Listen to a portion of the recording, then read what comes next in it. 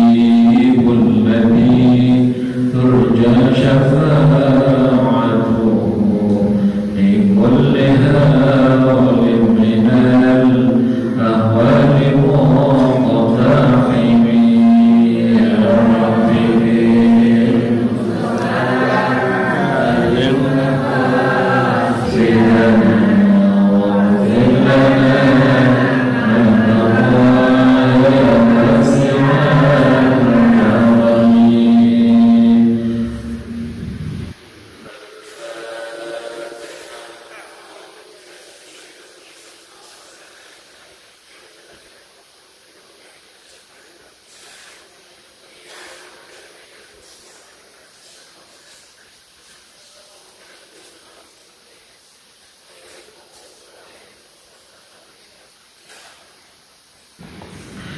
para jamaah sekalian, alhamdulillah kita bersyukur kepada Allah Subhanahu wa taala kita bisa sholat maghrib berjamaah dan kita teruskan kita belajar bersama-sama fikih.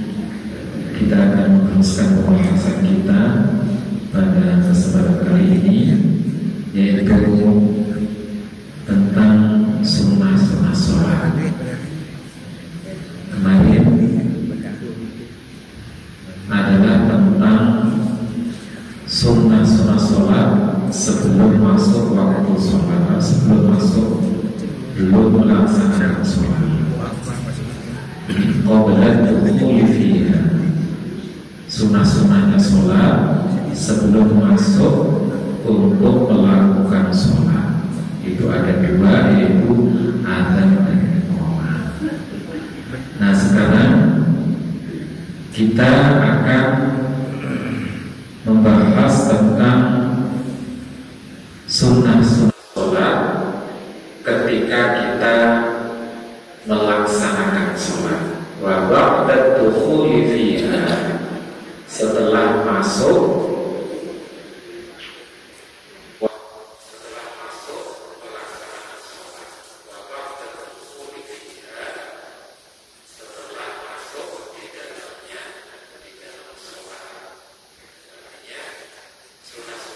kita melaksanakan sholat, sudah ready melaksanakan sholat. Jadi ada dua, yaitu sunnah-sunnah sebelum kita melaksanakan sholat dan ketika kita melaksanakan sholat. Kemarin sunnah-sunnah sebelum kita melaksanakan sholat itu disunnahkan adzan dan iqamah, sunnah. Nah, sekarang ketika melaksanakan sholat itu juga ada sunnah-sunnahnya. Nah, sunnah-sunnah ketika kita melaksanakan sholat itu ada dua, syai'ani wa ba'da dukhuli fiha, dan setelah masuk fiha di dalam sholat, syai'ani ada dua perkara, dua sesuatu. Nah, apa sesuatu itu? Yaitu at-tasyahhudul awwal, yaitu tahiyat awal. Jadi tahiyat awal itu adalah termasuk sunnah sholat. Kemudian yang kedua, wal qunutu fi subhi, membaca doa qunut di dalam sholat subuh, itu sunnah.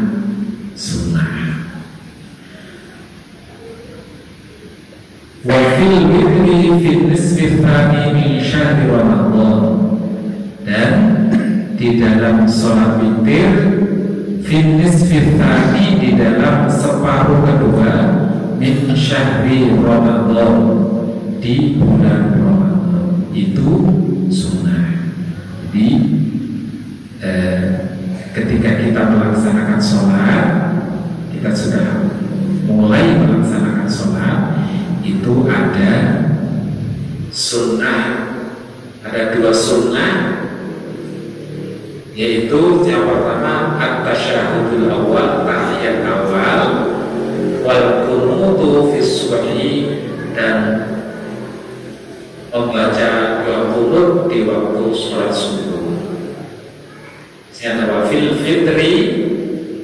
fitness fitani di dalam witir atau sholat witir fitness fitani di paruh kedua min syahri Ramadan, di bulan Ramadan.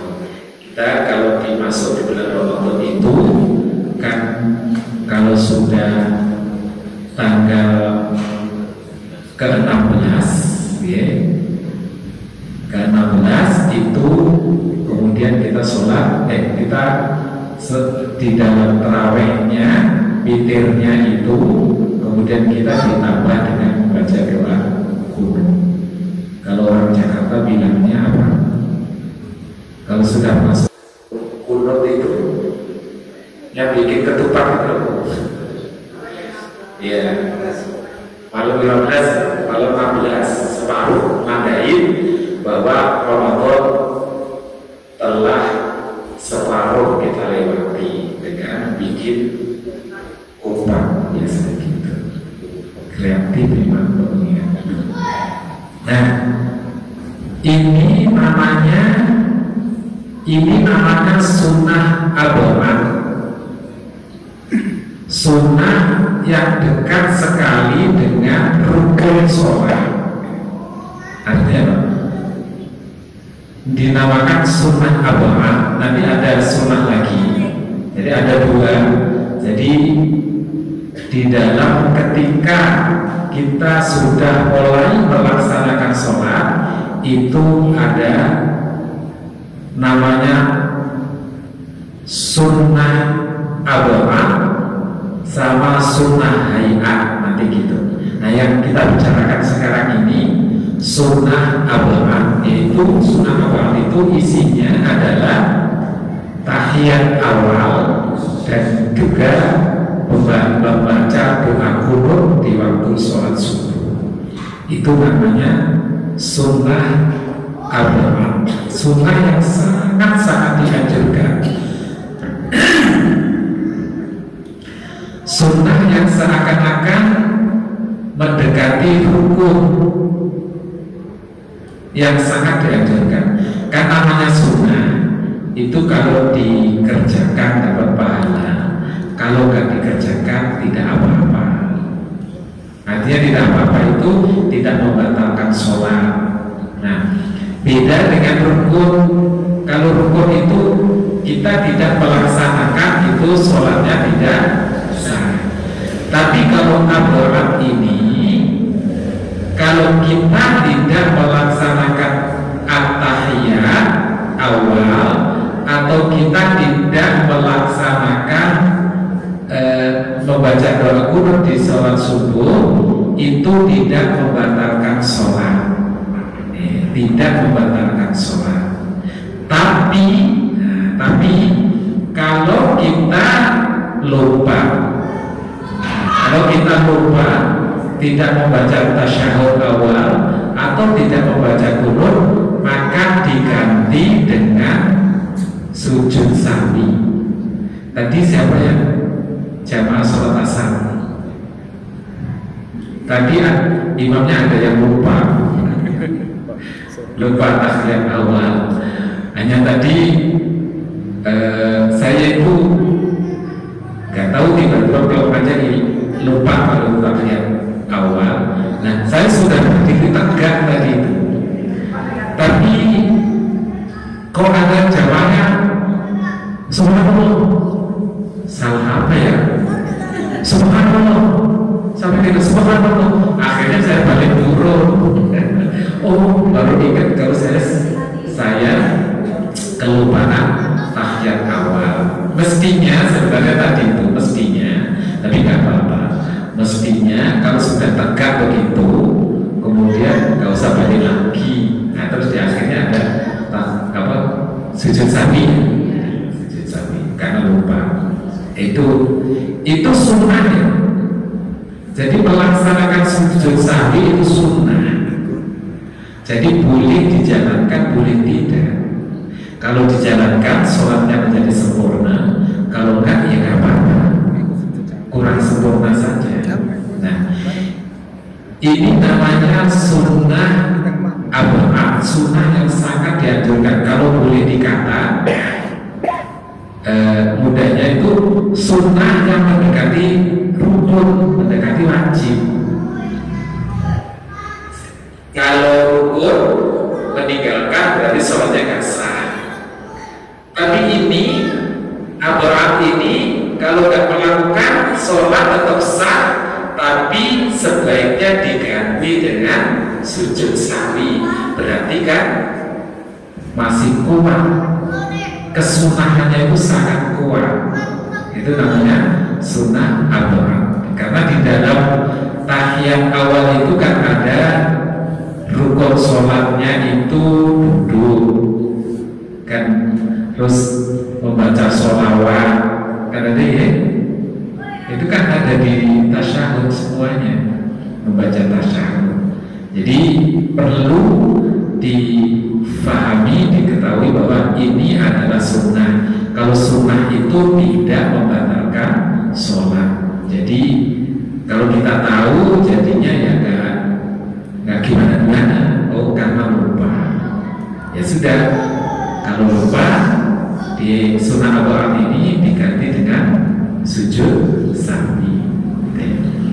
Nah ini ada hadisnya at-tasyahudul awal itu littiba'il ma'lum min al-ahadits sahihati, karena mengikuti al-ma'lum yang sudah diketahui min al-ahadits sahihah, dari beberapa hadis yang sahih. Dasarnya ini minha, diantaranya hadis Bukhari, hadis Bukhari nomor 11.167. Ini hadis yang ke 1167. Nah, hadisnya anna Rasulullah sallallahu alaihi wasallam, sesungguhnya Rasulullah sallallahu alaihi wasallam itu qoma, berdiri minat nata ini dari 2 rakaat minal dhuhri. Jadi Rasulullah sholat zuhur, kayak tadi sholat zuhur, lam yajlis bainahuma, ya, lam yajlis bainahuma, tidak duduk di antara keduanya. Jadi rakaat kedua itu tidak duduk, artinya tidak membaca tahiyat awal. Falamma qadha sholatahu sajada sajdataini tsumma sallama ba'da dzalik. Falamma qadha, setelah selesai sholat, kan Rasulullah sholat zuhur, terus pada rakaat kedua lupa tidak duduk. Tidak duduk artinya tidak membaca tahiyat awal. Terus kemudian falamma qadha sholatahu, setelah Rasulullah selesai sholatnya sajadah, maka Rasulullah sujud sajadah ini dengan dua sujud, thumma sallama, kemudian salam ba'da dzalik, setelah melakukan itu. Jadi nafas sujudu ditarkihi sahwan dari sunniyatihi. Jadi ini menunjukkan bahwa kalau duduk di antara duduk tahiyat awal itu adalah sunnah. Jadi diganti dengan dua sujud, kemudian baru salam. Itu menunjukkan bahwa tahiyat awal itu adalah sunnah, tidak wajib. Tapi sunnahnya sunnah adorat, sunnah yang sangat dianjurkan, sunnah yang mendekati rukun sholat. Oleh karena itu, kalau kita meninggalkan sunnah ini, maka disunnahkan untuk sujud sahwi. Caranya sujud sahwi ya, sebelum salam, setelah at-tahiyat selesai, sebelum salam itu sujud 2 kali. Sujud 2 kali. Itu. Ini keterangan maksudnya bainal rakaatainil awwali, Kemudian ada hadis berikutnya, wa fi hadisil musi sholatahu inda Abi Dawud, hadis yang ke 860, fa idza jalasta fi wasati sholati fatma'inna, apabila kamu duduk fi wasati sholat, di tengah-tengah sholat, fatma'inna, maka tumaninalah, waftarish fakhirakal yusra, maka duduk iftiraslah dengan paha kamu yang sebelah kiri, thumma tasyahhad, maka tasyahhudlah atau bacalah tahiyat awal. Artinya tahiyat awal itu duduknya adalah menduduki apa? Kaki yang sebelah kiri, namanya duduk iftirash. Itu sebelah kiri sebagai lambaran. Itu. Ini dalilnya kalau tasyahud awal itu adalah sunnah. Ini tasyahud awal adalah sunnah, tapi sunnah kabar. Kemudian walaupun fi subhi, ini dalilnya ruwiya al-Hakim an Abi Hurairah radhiyallahu anhu qala kana Rasulullah sallallahu alaihi wasallam. Ini dalilnya meriwayatkan al-Hakim dari Abi Hurairah radhiyallahu anhu qala, bahwa Rasulullah sallallahu alaihi wasallam mengatakan,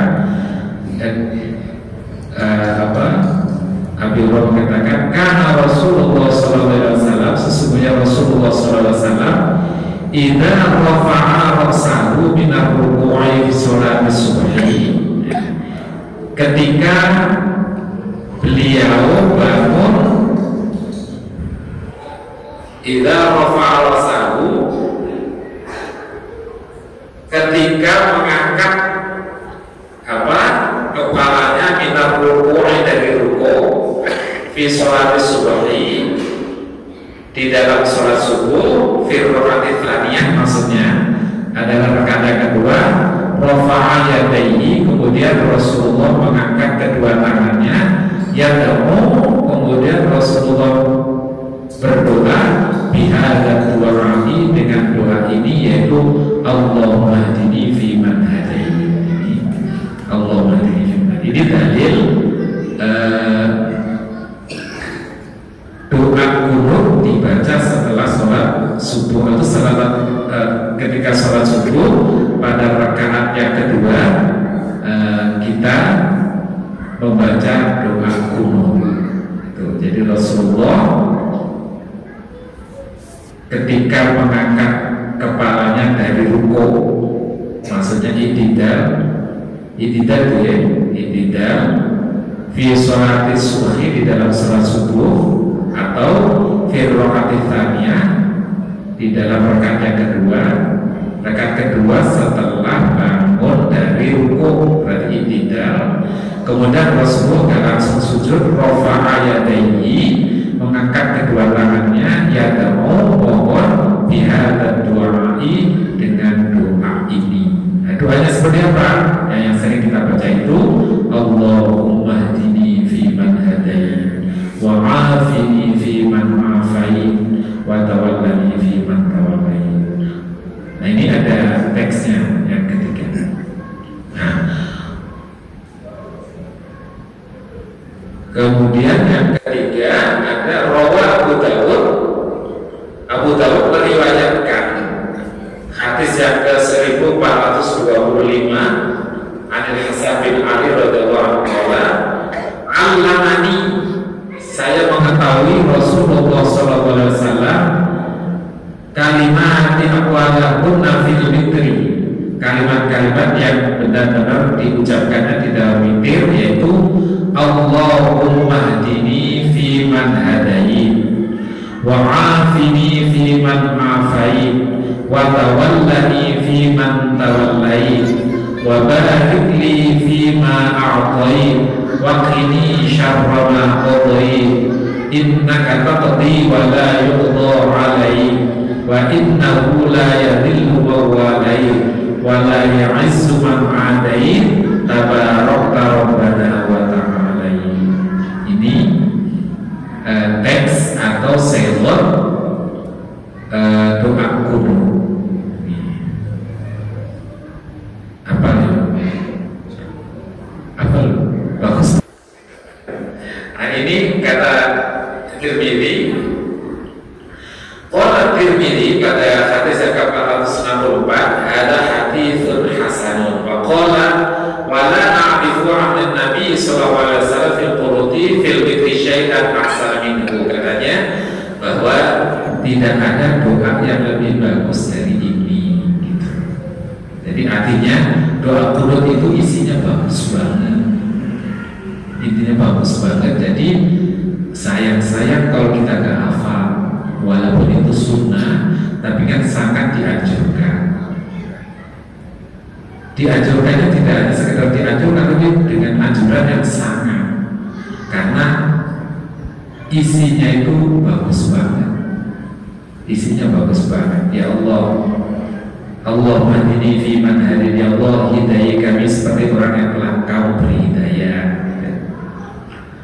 Wa'afini fi man afait. Ampunilah kami seperti orang yang telah Kau ampuni. Wa tawallani fi man tawallait. Lindungi kami seperti orang yang telah Kau lindungi. Wa barik fi ma atait, dan berilah keberkahan untuk kami dari apa yang telah Kau berikan. Bukan anu banget itu. Berilah keberkahan kepada kami, atau berkahkan apa yang telah Kau berikan kepada kami, apa saja. Apa saja keberkahan umur, keberkahan rezeki, keberkahan keluarga, keberkahan kesehatan, keberkahan kehidupan, dan lain sebagainya. Itu fima atoin, apa saja yang telah Kau berikan kepada kami. Kan semua yang kita nikmati ini semua dari pemberian Allah. Jadi kita mohon kepada Allah, semua yang Allah berikan kepada kita moga-moga menjadi berkah. Kita tiap hari itu kalau sholat subuh minta seperti itu. Banyak.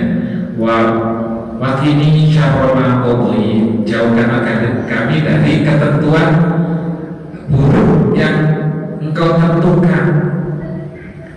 Jadi kalau kita minta, berarti kita minta selalu ketentuan-ketentuan yang Allah tentukan kepada kita, itu ketentuan-ketentuan yang baik. Yang pada hakikatnya ketentuan-ketentuan Allah yang ditentukan kepada kita itu semuanya baik. Hanya kadang nggak sesuai dengan, atau nggak sesuai dengan apa yang kita inginkan, sehingga menjadi rasanya kayak tidak baik. Ibu kalau sakit itu sebenarnya pemberian Allah, bukan? Termasuk pemberian Allah. Walaupun asal-muasalnya kita sakit karena kesalahan kita. Sudah karuan musim dingin, minum dingin sebanyak-banyak, akhirnya jadi pilek. Lah yang menetapkan pilek itu siapa? Allah. Walaupun dari kesalahan kita, itu menurut kita baik apa enggak? Dipilekkan Allah itu baik sebenarnya. Tapi karena nggak sesuai dengan kita, senang gak ibu kalau pilek? Enggak lah, siapapun nggak senang kalau pilek. Tapi Allah berikan kita pilek karena akibat dari perbuatan kita. Itu maksudnya apa? Allah mengingatkan kita, kalau sudah dingin jangan minum dingin, jadi pilek. Kalau sudah batuk jangan makan kerupuk, ya kan gitu.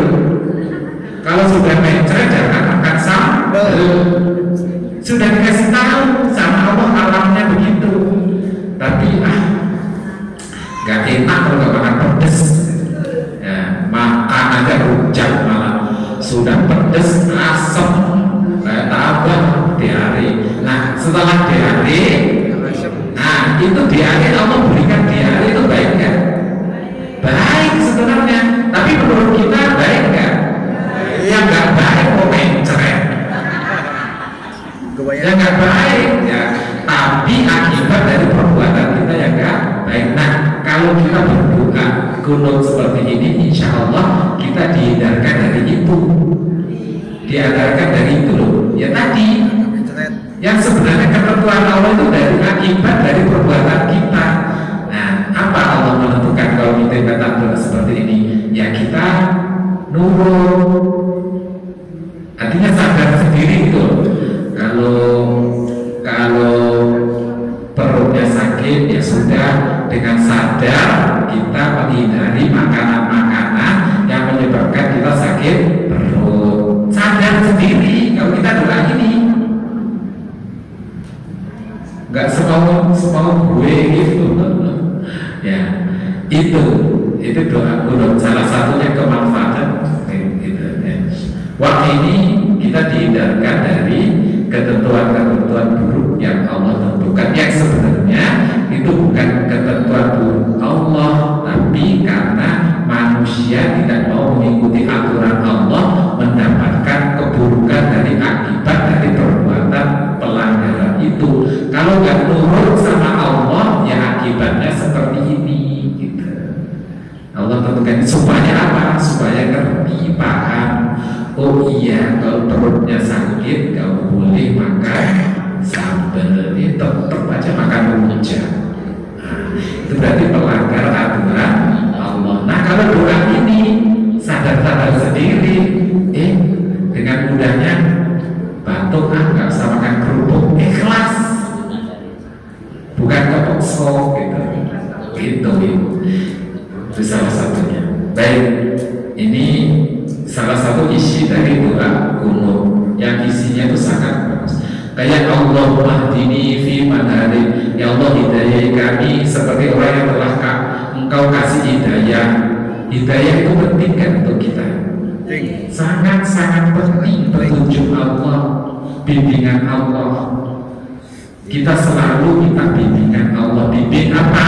Bimbing untuk selalu berusaha bisa mendekatkan diri kepada Allah.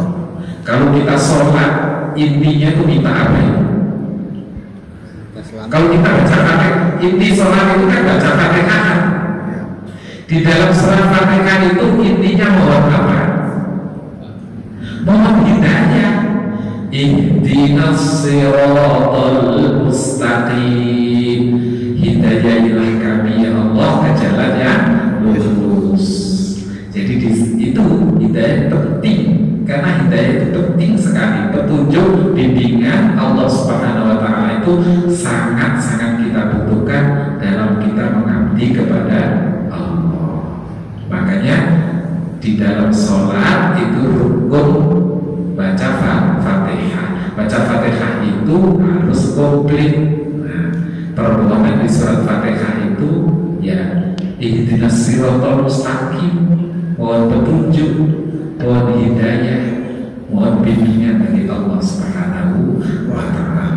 Ya untung kita itu walaupun gak minta tetap dibimbing oleh Allah, ya kan? Tidak minta aja dibimbing oleh Allah. Itu minta kan kalau mau berangkat ke sini, ya Allah tunjukin saya jalan menuju masjid. Minta kan kalau mau berangkat gitu? Enggak, udah otomatis kan ya. Jalan aja ke masjid, bismillahirrahmanirrahim, nyampe ke masjid. Tapi satu saat bisa terjadi lo ngebleng, mau ke masjid belok ke Pondok Labu. Mungkin nggak gitu? Mungkin. Tapi karena sudah biasa dan selalu berdoa seperti itu, maka menuju ke masjid ya jalan aja. Tidak akan dipikirin ini sudah bukan petunjuk Allah, kayaknya gitu kan, Bu? Karena udah biasa. Nah, itu Allah berikan kepada kita, nggak minta aja Allah berikan hidayah. Nah, kemudian apalagi kalau kita minta, maka diwajibkan ketika sholat minta hidayah sama Allah. Bunyinya apa? Ihdinas siratal mustaqim. Kan ini pokok. Dengan hidayah itu maka keimanan kita menjadi sempurna. Dengan hidayah itu keimanan kita menjadi lebih baik. Kan gitu Ibu. Maka diharapkan orang ketika setelah selesai melaksanakan sholat itu tambah taat, karena tambah mendapatkan tambahan hidayah. Mestinya seperti itu. Orang yang rajin sholat itu pasti akan lebih baik, lebih baiknya lebih taat kepada Allah itu. Nah, makanya kan ada yang guyonan itu apa, sholatnya rajin tapi maksiatnya kok tetap jalan. Ada kan? Ada. Mestinya nggak begitu. Semakin rajin sholat itu semakin khusyuk, semakin taat, semakin takut sama Allah. Itu mestinya seperti itu, karena di setiap sholat kita mohon hidayah kepada Allah supaya kita dibimbing. Hidayah apa? Untuk mampu melaksanakan perintah-perintah Allah, mampu menjauhi larangan-larangan Allah. Nah, kalau habis sholat, begitu selesai sholat udah gak takut lagi pakai aturan Allah, berarti sholatnya ada manfaatnya nggak? Kurang. Ya, mestinya seperti itu, paling nggak seperti itu.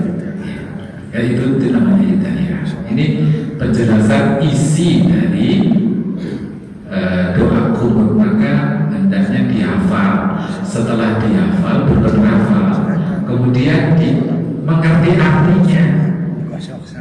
Mengerti arti aku itu minta apa sih? Terus seberapa penting dikaji lagi, seberapa penting yang aku minta. Kenapa sih Rasulullah mencontohkan ini? Berarti penting. Terus kita perlu tahu sepenting apa ini.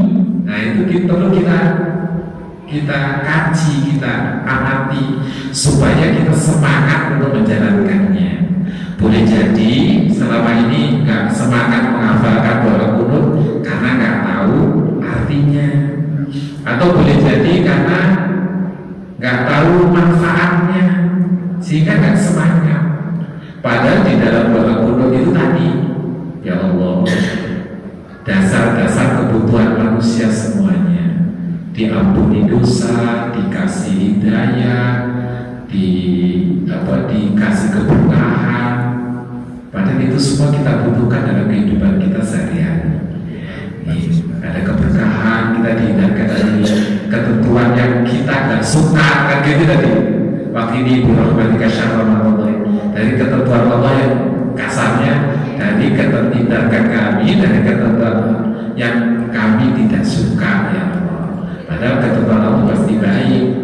Ya, kalau saja ada ketentuan yang kita bisa melaksanakan dengan baik, itu doa kunut.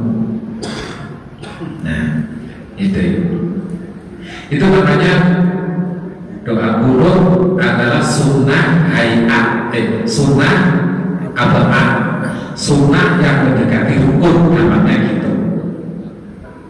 Hanya bedanya kalau rukun nggak dilaksanakan, sholatnya tidak sah. Tapi kalau abad itu tidak dilaksanakan, nggak membatalkan sholat, tapi harus diganti dengan sujud sahwi. Itu berarti menunjukkan bahwa sunnah abad ini sunnah yang sangat-sangat sunnah, gitu. Gampangnya itu sunnah yang sangat-sangat sunnah. Jadi yang mendekati rukun gitu. Berarti kalau begitu ini banyak sekali manfaatnya, banyak sekali hikmahnya. Maka yang belum hafal doa kunut, ya dihafalkan doa kunut sambil melatih ini ya Bu. Kalau belum hafal sambil melatih, kan kalau kita proses menghafal itu kan dapat pahalanya banyak. Membacanya dapat, terus proses menghafalnya itu kan susah, itu juga dapat. Nanti terus hasil hafalannya itu dapat lagi, ya itu tumpuk, pahalanya banyak. Jadi kalau sudah sepuh ini ngapal kan agak susah, lama waktunya lama lagi agak susah. Tapi semuanya ada nilainya di sisi Allah. Mau sudah sepuh mau menghafal itu kan hebat.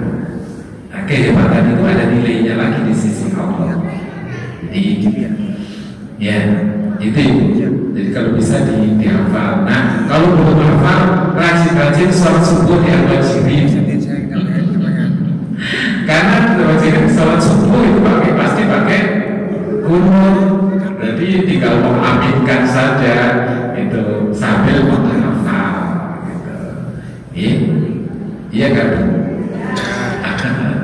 Yang belum hafal, yang sudah hafal ya rajin sholat masjid ke al-masjid. Baik.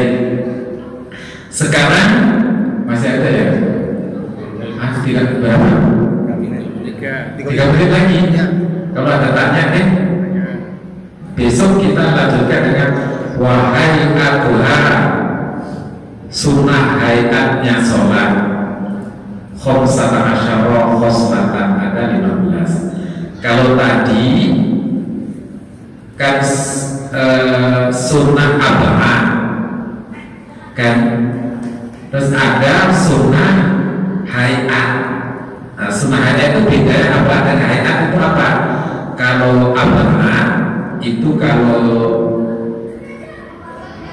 lupa melaksanakannya itu diganti dengan sujud sahwi. Tapi kalau hayat itu nggak usah. Kalau lupa ya sudah nggak apa-apa. Itu hayat bedanya.